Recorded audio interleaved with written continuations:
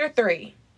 He could already see the tavern he was promised would serve Emperor Smile, but he was yet again distracted. This time, however, it was his nose. Wei Wuxian took a deep breath, taking in that familiar smell. "Zhutong fa!" Wei Wuxian exclaimed excitedly.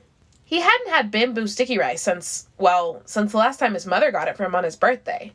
Theoretically, it couldn't compare to the dishes he was presented with at the palace, but for him it was the best dish ever. Most likely more for the memories connected with having it than anything else, but it was enough that Wei Wuxian found himself incapable of walking by the stall without getting one. He was hungry anyways. He walked right up to the vendor and pointed at one of the rice-filled bamboos. "I'll take one of those, with extra chili oil, please." Wei Wuxian was so excited and hungry for the dish that he had already taken 3 bites before the vendor could grab his hand in anger. Wei Wuxian swallowed and looked at the man in confusion. Is something wrong? If anything, that seemed to make the man even angrier than he had already been. "You need to pay," he demanded, extending his other hand. "Pay?" Wei Wuxian repeated, and it was as if all the blood drained from his face. Oh, he was so stupid! How could he have left the palace without bringing money? Of course he would need money outside of the Forbidden City. He just hadn't thought about that. Wei Wuxian laughed embarrassedly and scratched his head with his free hand. You see, I actually forgot to bring any money because I didn't think I'd need it. It's kind of a funny story, actually, though I don't think you'd understand." "What did you say?" Not that you're too dumb to understand the joke, of course," Wei Wuxian stammered, silently praying that he would be able to stop talking before he dug himself an even deeper hole. "I just meant I don't think you'd find it as ironically hilarious as I do." "You can't pay me!" the man hollered, thankfully ignoring Wei Wuxian's ramblings. Wei Wuxian flinched. I can! Just not right now! I have money! I just don't have it with me at the moment. He urgently thought of a solution. Zhong Chong? He would probably still be around here somewhere. However, that also means he wouldn't get to drink any Emperor's Smile after all. He could go to the Zhong residence. Maybe Zhang Yanli was home. She would surely give him some money without telling on him. It wasn't exactly close, but he didn't have much choice here, did he? On the other hand, he would probably run into Madame Yue there, and that was not an encounter he wanted to have today. Still... "Listen, if you just let me go, I could run to a friend of mine to get some money to pay for your food, all right?"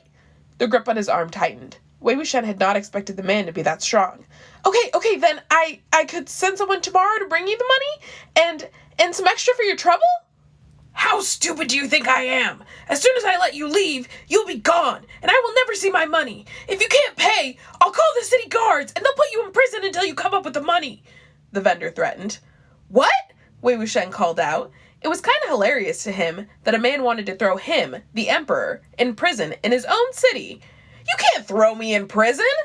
He laughed at the absurdity of the situation. "I can and I will if you don't pay me!" "Let go of me!" Wei Wuxian complained and tried to extract his hand. "I swear, you will get your money! Just let go of me!" Trying to tug his arm from the man's vice grip, Wei Wuxian slowly walked backwards, forcing the vendor to follow him into the middle of the street. "Guards! Guards!" The man called out for help. "Let go!" Wei Wuxian called, trying to tug his hand away with all the strength he could muster. The man lost his grip on Wei Wuxian's arm. Surprised by his success, Wei Wuxian overbalanced and tripped backwards over his own feet. This time, one of his flailing arms was caught before he could hit the ground. Bent backwards, he was only being held by a tight grip on his upper arm. Wei Wuxian tilted his head back until he could see an upside-down man holding him up. A smile spread over his face. "You again?" he said delightedly, and with a grin he added, "Looks like I'm really falling for you, huh, Guga?" The man's cold, golden eyes seemed to pierce right through him. "Shameless," he hissed, and put Wei Wuxian roughly back on his feet. Moving his gaze from Wei Wuxian to the other man, he asked, "What is going on here?" The vendor gave a slight bow, Wei Wuxian noticed in surprise. "Young Master Lan, this thief here stole my food and refused to pay for it." "A Lan? Huh," Wei Wuxian thought. Did he originate from the famous Lan clan that brought forth all the well-known scholars, artists, as well as skilled sword fighters? His gaze fell on his forehead, only now really noticing the forehead ribbon. Must be. "Hey!" Wei Wuxian protested, as soon as his brain had processed the rest of what he had said. "I didn't refuse to pay.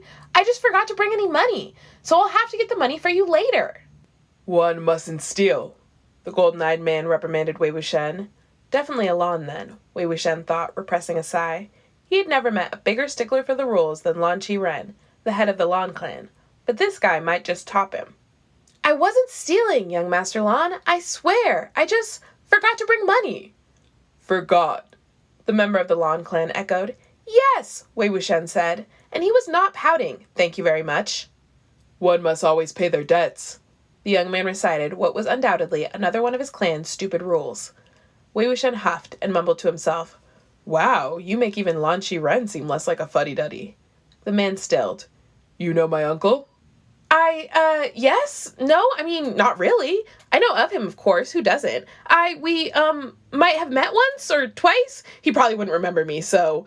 Wei Wuxian snapped his jaw shut when he realized he was rambling. The man, who was apparently one of the twin jades of Gusulan, looked at Wei Wuxian quizzically until they were interrupted by someone clearing his throat next to them. Young Master Lan, do you know this man? The vendor asked hesitantly. No. Yes. The jade of Lan glared at Wei Wuxian. No, Wei Wuxian admitted, looking at his feet with a sigh and resigning himself to what he had to do. Would you mind lending me the money I owe this man? I promise I'll pay you back. He slowly raised his head to look at the Lan with his best puppy dog eyes. Not that he had much hope that would get him anywhere. I know that lying is forbidden in the Lan clan, so I won't lie to you. Please, I really can't go to prison right now. It would be quite a scandal if he did. I will definitely pay you back. Don't worry. I've never not paid someone back any money I owed them. He had never borrowed money from anyone either, but that was beside the point. Please help me out. Isn't another one of your rules not to turn your back on those in need? The golden eyes went infinitesimally narrower. Apparently he did not appreciate having his rules used against him. Please, help a friend in need. How thick all of them must think Wei Wuxian's face to be. We are not friends. Help me anyway? Wei Wuxian begged. He feared he would run out of face to lose before that stubborn stickler for rules gave in. As he was about to give up and abandon the staring match they'd been having for the past minute or two, the golden-eyed man took out his purse and wordlessly handed the vendor enough money to pay for probably 3 rice-filled bamboos. Then he turned around and walked off. Hey, wait! Wei Wuxian called, hastening after him. Thank you for helping me out. Was all the reply that he got. It's too bad, though, that I forgot my money, he mused to himself. Now I'll never get to try Emperor Smile. Such a pity. After following the Lan in silence for about 5 steps, Wei Wuxian asked what he had wanted to know since they had met that morning. At least tell me your name. I want to know the name of my savior. The young man shot him another unimpressed look out of the corner of his eye. How else would I know who to send the money that I owe you? After another beat of silence, in which Wei Wuxian kept following him, he finally replied, Lan Wangji, and there is no need. Ah, the second jade of Lan, then. No need? No need for what? Wei Wuxian asked, confused. No need to pay me back. What? Of course I'll... Wei Wuxian's sentence was interrupted by a shrill cry, followed by a loud sobbing. Both men spun around and headed back into the direction they had just come from. When they rounded the corner, they saw the vendor who had only just accused Wei Wuxian of being a thief, now holding a child by his collar, dangling him a few centimeters above the ground, his hand raised, about to slap him in the face. A-yuan! Wei Wuxian cried, and ran the rest of the way to the screaming and kicking child, Lan Wangji following shortly behind. Gaga! Yuan howled. Let go of him! With a skilled twist of the vendor's wrist, he forced him to let go of the child and protectively cradled A-yuan in his arms instead. Of course it's you again, the vendor spit, clutching his wrist. How dare you hit this child? Wei Wuxian hissed, pressing Yuan closer to his chest, who immediately slung his arm around Wei Wuxian's neck and burrowed his face in his collar. That street rat was stealing from behind my back, while I was busy with you stealing from in front of me, the man exclaimed. He did not steal from you, came the steady voice of Lan Wangji from right behind Wei Wuxian. Only because you paid for him. He tricked you too. I bet it was all part of a scheme, where this man was going to distract me while his little brat stole from me. The man seemed to have more to say, but a single icy glare from Lan Wangji shut him up. Ridiculous, Wei Wuxian huffed. We were not scheming to steal from you. Without further ado, he crouched down, gently settling Yuan on his feet, and plied his arms from around his neck. Yuan, were you stealing from this man? Wei Wuxian asked gently. Yuan didn't answer. He only continued to look at his feet, tears rolling down his face. Of course he was, I just told you, the man exclaimed. Wei Wuxian shot him another angry glare. It was one thing to accuse him of theft, but he wouldn't stand by and have him beat a child. A-yuan. Wei Wuxian lifted the child's chin so he would look at him. Tell me the truth. I promise I won't be mad. More tears ran down his face, and he nodded stiffly. I'm sorry, Gege. I was so hungry and you were so nice to us, I followed you. Wei Wuxian frowned, wiping some of the tears from Yuan's cheeks. I told you to go home and eat, not to go and steal food from someone. How else would a street rat like him get food except to steal from honest people? The vendor snarled. Wei Wuxian paused. Only now did he take in Yuan's appearance. The dirt in his hair and on his skin from more than a day spent playing outside. The tears and holes in his clothes. The shoes that were so run down he could just as well not have worn any at all. The skinny arms and legs from lack of food, rather than due to a recent growth spurt. Sunken eyes from nights spent sleeping in the streets. Yuan, are you living on the streets? Wei Wuxian asked carefully. Yuan dropped his head, eyes fixed once again on his feet, one of which nervously twisted on the ground. He nodded. Yuan, where are your parents? He asked again, although he already felt like he knew the answer.